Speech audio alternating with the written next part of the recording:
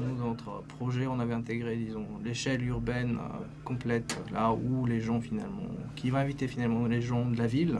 Puis une deuxième échelle qui était l'échelle du site choisi, c'était créer ce campus.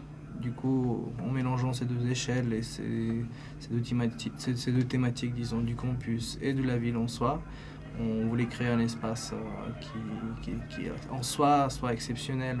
Soit différent. Voilà, qui soit différent. Et puis, un premier concours qu'on a, nous, à l'école, étudiants de choisir déjà le lieu, donc il y a une liberté, et puis après même de choisir ce qu'ils font. Enfin, on a des règles, écologiques, sur le passage ou autre, mais quand même, c'est quand même un concours qui est assez libre au niveau de l'imagination, et c'est plus ça qui est appréciable que le prix en soi.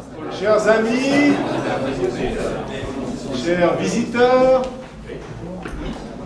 bienvenue à vous tous, bienvenue à Francesco Della Casa, architecte cantonal, qui nous a fait le plaisir de se joindre à nous. Bienvenue et merci aussi en participant aux représentants, membres du corps enseignant et de la direction de l'EPIA et de Haute École du paysage, de l'ingénierie et de l'architecture, et aussi aux représentants de la Haute École d'art et de design. Mais revenons à Genève, où nous avons la chance d'avoir une école du paysage et de l'architecture. Cette école nous paraissait mériter d'avoir une visibilité maximale. Il nous semble aussi intéressant de donner l'occasion à ces jeunes d'exercer leur vision et leur créativité sur des projets concrets et de pouvoir soumettre ces projets au jugement, dans un sens constructif bien entendu, au jugement d'un jury composé de personnalités diverses, mais qui viennent aussi de la vie professionnelle, active. Le résultat a été, pour cette édition, qui est quand même déjà la 3e édition, n'est-ce pas?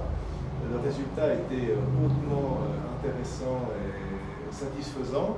Déjà en termes d'intérêt et de participation, nous avions d'habitude 9-10 équipes qui concouraient. Cette année, nous en avons eu 14. Et ce n'est pas seulement la quantité, bien sûr, c'est aussi la qualité des projets qui nous a réjouis. Déjà, on a choisi le site de la tour de Champel, justement, qui était une tour qu'on trouvait peu connue, c'était dommage. Du coup, on a démarré là-dessus ensemble, et puis on a cherché des idées pour la mettre en valeur. On a appris que c'était une fausse tour médiévale, déjà, et du coup, on a un peu après joué avec cet aspect un peu décor, justement. En fait, sur le fait que ce soit une fausse ruine, du coup, c'est pour ça qu'on a appelé la tour bidon, parce qu'on propose de continuer en fait ces fausses ruines avec des vrais bidons pour le coup, et de créer de nouveaux espaces en fait à partir de ça, parce qu'il y a une arche en fait qui n'est pas finie, et du coup en fait c'était ça notre projet, l'idée quoi. Une des priorités que l'on donne au niveau du HES, et notamment en fait à EPIA, c'est de travailler dans l'interdisciplinaire, d'apprendre un métier fort, clair, architecte du paysage, architecte d'intérieur pour la aide, d'arriver effectivement à les faire travailler ensemble avec une vision claire de son métier, de ce qu'on veut obtenir, mais un appui aussi de l'ensemble des autres métiers. Et ce genre de projet que la SPG propose à nos étudiants, c'est évidemment un gain pour les deux partenaires, dans le sens de la visibilité que ça donne à l'école, mais aussi de la possibilité qu'on a de travailler concrètement sur un dossier. Merci à toute l'équipe, merci aux étudiants de leur travail, bravo surtout. Merci à la SPG de nous offrir chaque année cette opportunité. Et alors, comme vous l'avez dit, avec ou sans piège, ce que nous devons encore réaliser ensemble, mais je dis bien en fait ensemble, c'est de pouvoir concrétiser à un moment donné un des projets, et ceci pas seulement dans 10 ans, mais relativement rapidement. Notre objectif est là et j'espère que les étudiants pourront encore voir cet objectif se réaliser une fois dans leur cursus en fait, d'école. Merci beaucoup et bonne nuit. En fait, on a commencé à chercher sur carte et sur ordinateur chez nous. Puis on se rendait compte de rien du tout. Et à un moment, on s'est dit, bon, allez, on bouge, on y va. On va en vieille ville, on va voir sur Genève et puis on va bien trouver. Et puis on s'est baladé, quoi, Franchement, on n'a pas. Non, Pas on mis connaissait pas longtemps. en plus. Ouais.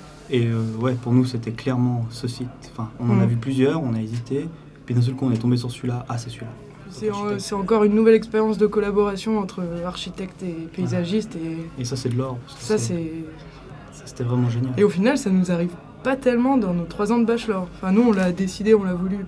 Voilà, on l'a voulu Pour là. Paléo et on l'a voulu SPG. pour Paléo, c'était pareil, c'était pas obligatoire. Et puis on l'a fait. Mais ouais, mais c'est on bien est qu'il y ait embarqué là-dedans, qu'il y ait des projets comme ça qui se passent. Et je voudrais leur parler des notes qu'a prises un jeune ébéniste à la fin de son apprentissage. À ce moment-là, il a l'occasion de réaliser un meuble.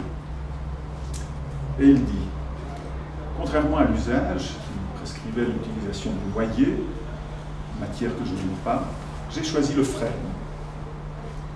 Et contrairement à la mauvaise habitude des menuisiers et des ébénistes, je portais le même soin aux parties arrière, aux parties visibles, qui normalement étaient réalisées avec un matériau plus pauvre et avec moins de soin, sous prétexte qu'on ne les voyait pas.